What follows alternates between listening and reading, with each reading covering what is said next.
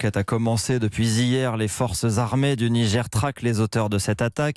Elle a été perpétrée dans une zone qui était classée jaune par le Quai d'Orsay, dans une réserve à 60 km de Niamey. Et l'enquête débute donc dans des conditions difficiles, Nicolas Tonef. Les militaires patrouillent autour des villages et dans la brousse, plus personne ne sort à la nuit tombée.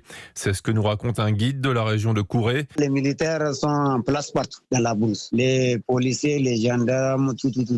Les gens qui sont en place, les natifs, ils font leur activité, mais les gens, ils ne vont pas circuler la nuit. Et même les villages environnants, ils disent qu'est-ce qui se passe. On n'a jamais eu les gens qui circulent dans la brousse qu'on ne connaît pas, jamais. On n'a pas vu des comportements étranges. Le territoire à fouiller est immense et souvent difficile d'accès. Zone boisée, terrain accidenté, les techniciens en identification criminelle sont à la difficile recherche de traces et d'indices que les fuyards à moto auraient pu laisser. Les forces armées nigériennes sont aidées par l'armée française. 2 Mirage 2000 quadrillent la région et quand il le faut, un drone relève les avions de chasse. Problème, les frontières du Bénin, du Nigeria et du Burkina Faso sont proches. Les assaillants, djihadistes ou non, ont eu le temps de s'y réfugier depuis l'attaque.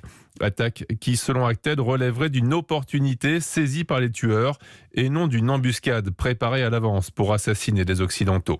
Le parquet antiterroriste français a ouvert une enquête pour assassinat en relation avec une entreprise terroriste. Acted, de son côté, annonce qu'elle va déposer une plainte au pénal en regrettant que la communauté internationale ne garantisse pas davantage la sécurité des travailleurs humanitaires. Nicolas Tonef, à la suite.